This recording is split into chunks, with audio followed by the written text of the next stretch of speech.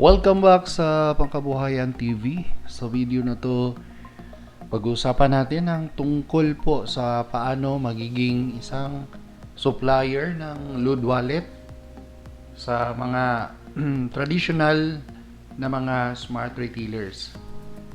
Marami ang nagtatanong sa atin kung kailangan ba daw marami kang retailers muna bago ka magiging sub-dealers. Although advantage na may marami kang kakilalang retailers, ang sinabi ko pong retailers, yun pong mga mayroong retailer SIM. Yun yung tinatawag nating traditional retailer SIM. Hindi kasali dito yung mga nagiging retailer dahil inactivate lang yung regular SIM nila. Hindi po tayo all network na retailer. Yung mga inactivate na mga regular SIM na naging retailer SIM. Hindi po yun. Yung talagang totoong retailer SIM na binili ninyo. Yung pagkabili ninyo sa SIM ay retailer na siya. Yan yung tinatawag nating traditional retailer SIM. So yun yung pwede nating maludan. Pero yung mga all network hindi po pwede. So kung malayo kayo sa lugar kung saan mayroong mga ahente ang smart distributor dyan sa inyo, mas maganda magiging sub-dealer kayo. Kayo na mismo ang mag-supply ng sarili ninyong load wallet para makapag-retail sa mga customer. So pwede din kung mayroon kayong kakilala sa lugar ninyo or mga kaibigan, kamag-anak, pwede na rin sa inyo magpapa-load wallet. So ngayon dahil digital na tayo, malaki ang rule ng GCash at iba pang mga e-wallet para mas mapabilis yung top up or reloading ng ating sub-dealer account. So, again, hindi po kailangan na marami ka ng kakilalang retailer para magiging sub-dealer. Kahit ikaw mismo sa sarili mo lang, pwede ka nang mag-supply ng load wallet sa sarili mo mismo. Ano ba ang advantage? Kapag ikaw mismo ang reload ng inyong sariling retailer SIM, doble po yung kikitain ninyo. Dahil sa pagiging sub-dealer, mayroon ka ng 2% na commission. Sa amin, mag-start po ng 2% commission. Kung gusto mong mas mataas pa sa 2%, lakihan mo lang yung volume mo. Malaki ang volume mo, pwede ka naming increasean. Depende po yun. Makipag-usap lang po kayo sa amin. Mag-PM lang kayo sa aming official page. So, marami po akong sub-dealer na ang sinusuplayan lang nila ay yung sarili lang nilang retailer SIM. Pero kung mayroon kang pwesto gaya sa amin at gusto mong kumita ng malaki, imagine niyo po 2%. Oo, kung mayroon kang malaking volume, malaki din ang kikitain mo sa iyong komisyon. Tapos nagre-retail ka pa. Oh. Tapos nag-a-add-on ka pa sa retail mo. So malaki ang kikitain ninyo. Pero kung sa mga all network, wala pong ganyan. Doon lang po sila sa add-on kumikita. Tapos ano pa? Yung mga all network ngayon, nagpapa-GCash pero mayroong mga extra charge. So lumalaki din ang gastos. Mas mas advantage pa rin sa traditional retailer SIM. So ano ba ang kailangan para maging supplier ng load wallet? Unang-una, dapat siyempre may cellphone ka. Tapos mayroon kang SIM. Active na SIM. Mas mabuting regular SIM lang. Oo, kasi kami dito load din kami ng retailer na load wallet. Minsan kasi nagkakamali kami doon sa format eh. sa keyword. So, kung ikaw, ang ginamit mong sub-dealer ay retailer, maaaring hindi load wallet for retailer, load wallet for sub-dealer ang maipasa namin sa inyo, kundi diretso mismo sa retailer mo. So, hindi mo na siya pwedeng i-transfer sa ibang retailer. Magiging na siya, load wallet for customer. So, pwede mo lang yung ibenta sa customer na, yung patingi-tingi, yung pa-promo-promo. So, ina-advise namin sa lahat ng mga sub-dealers namin na mas mabuting regular SIM lang ang i-activate natin as sub-dealer para makapag-supply ka ng load wallet sa mga traditional retailer SIM. Kasi hindi talaga maiwasan sa amin, sa side namin yung maaring magkakamali kami. Hindi naman tayo perfecto eh. Okay lang sana kung ang niloload namin araw-araw ay puro sub-dealer. Mayroon kasi kaming retailer. Sa ngayon po, nasa average na 50 retailers ang nagpapaload sa amin. Kaya minsan sa kabisihan, nalilito, yung keyword hindi tama na ang magamit. So, yun ang kailangan. Tapos, hindi kailangan ng malaking puhunan. So, you can start 1,000 kasi ang 1,000 doon mag-uumpisa para makakuha ng 2% commission. Kapag nagpapa-top up kayo or nagpapa-reload kayo ng inyong sub-dealer na below 1,000, hindi po 2% ang ibibigay namin. 1% lang po. Pero pwede pa rin kayo makapag-pa-reload sa amin. So, napakasimple lang. Madali lang.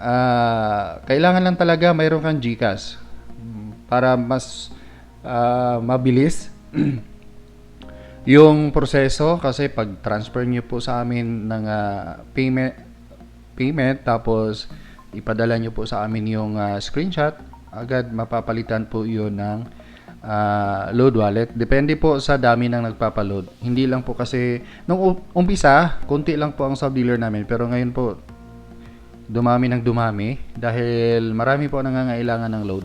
Marami din po ang nag-back out sa mga all network. Kasi kung ang inyong purpose ay kumita, mag-traditional po kayo.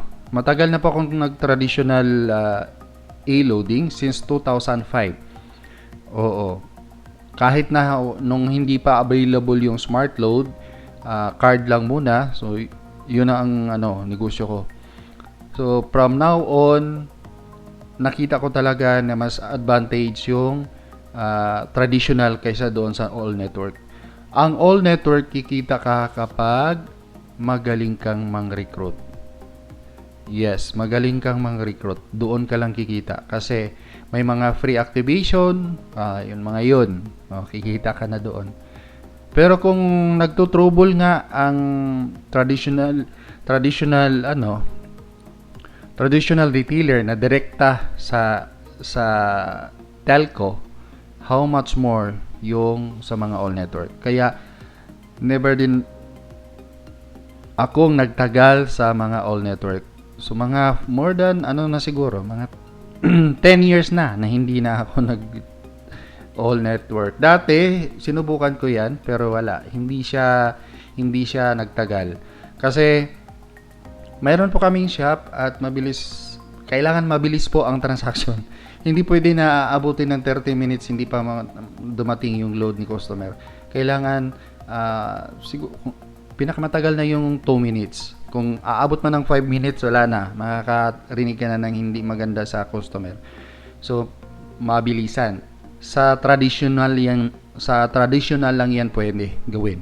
Pero sa mga all network, hindi yan kaya yung mga mabilisang transaction. Okay lang yung all network kung ang customer mo ay mag-text lang sa'yo, nasa bahay lang. Oo.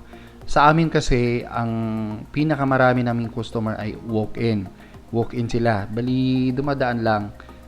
Nasa palengke kasi kami. Pero yung iba, mga suki na namin, ang layo na nila, pero pupunta pa rin sa amin. Dahil wala po kaming add-on. Kung may add-on man, pinakamataas naming add-on sa load, kahit 1,002 pesos lang ang add-on namin. Imagine niyo po yan, kahit 500, 2,000, 3,000, ang add-on namin is 2 pesos lang. So, yan din yung dahilan siguro kung bakit kahit malayo sila sa amin, pinupuntahan pa rin kami. So, yun yung kagandahan sa magiging sub-dealer ka. Doble po ang iyong kikitain sa pagiging sub-dealer at pagiging retailer. Siyempre, kung sub-dealer ka, magre-retail ka din. Huwag mong sayangin yung chance na kikita ka. O kung hanggat maaari na kikita ka ng malaki sa legal na paraan, gawin nyo. Lalo na dyan sa pagbibenta ng load na marami pong paraan. Then, kung pwede pa dagdagan ng ibang negosyo, dagdagan para talagang wala nang hahanapin pa yung mga customers mo. So, yun lang ang pinaka-simple at ang common na mga tanong sa pagiging sub-dealers ay saglit lang. Hahanapin ko muna. So, malaki po ang naitulong nitong pagiging pagiging dealer namin sa load wallet ng traditional. May mga katanungan po tayo. Pwede bang iisang SIM lang gagamitin sa Smart Globe at Cable activation kung halimbawa mag-avail din kayo sa Globe tagging na sub-dealer at saka sa Cable? Yes, pwede. Dahil magkaiba naman sila ng system kaya hindi po magkakaproblema. At higit sa lahat, makakatipid ka sa load kasi kailangan ng only text yung SIM mo para makagawa ka ng transaction. Pwede bang any network ang gamiting sub-dealers has Smart Globe at Cable? Yes, pwede. Importante kung ano yung palaging naka-only text. Pwede bang makabenta ng regular at promo? Hindi pwede po. Hindi pwedeng magbenta tayo ng mga only at mga promo sa sub-dealer dahil hindi tayo retailer. Sub-dealer po tayo for traditional load wallet. Taga-supply lang po tayo ng load wallet sa mga traditional retailers. May oras ba ng pag-reload o top-up? Yes, meron po tayong schedule. Ibigay namin yung schedule kapag kayo ay nagiging sub-dealer na. Forever ba akong sub-dealer sa inyo? Yes, forever po yan. Pero meron kaming rights na ihinto ito. Depende sa attitude mo sa pagiging isang sub-dealer. Oo. May right din kaming mamili ng sub-dealer. Lalo na pag hindi namin gusto yung attitude. Mayroon ba kayong hotline? Lahat ng communication ay gagawin po sa FB page namin, sa official FB page. May quota ba? Wala pong quota. Wala po tayong quota. Pwede ba kaming hihinto at babalik? Pwede. Anytime, kung busy, pwedeng huminto.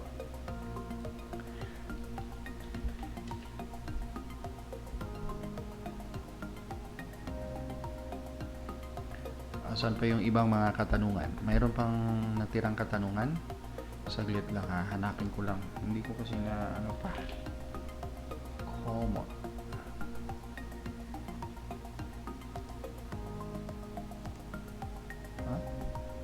Saan magpa-top up or reload ng load wallet? Sa amin lang po. At bawat pa-top up nyo po ay humingi kayo ng MOP or mode of payment. Ano bang mga bangko bukod sa GCash ang available na gagamitin? Mayroon po tayong C-Bank, Union Bank, BPI, BDO, RCBC, pwede din sa Shopee Pay, Palawan Pay, Hello Money, at marami pang iba. So, kung mayroon po kayong katanungan sa pagiging sub-dealer sa traditional load wallet, mag-comment lang kayo or mag-PM po kayo sa aming official page. Maraming salamat po. See you around. Shoutout sa lahat ng mga sub-dealers ko. Paalam.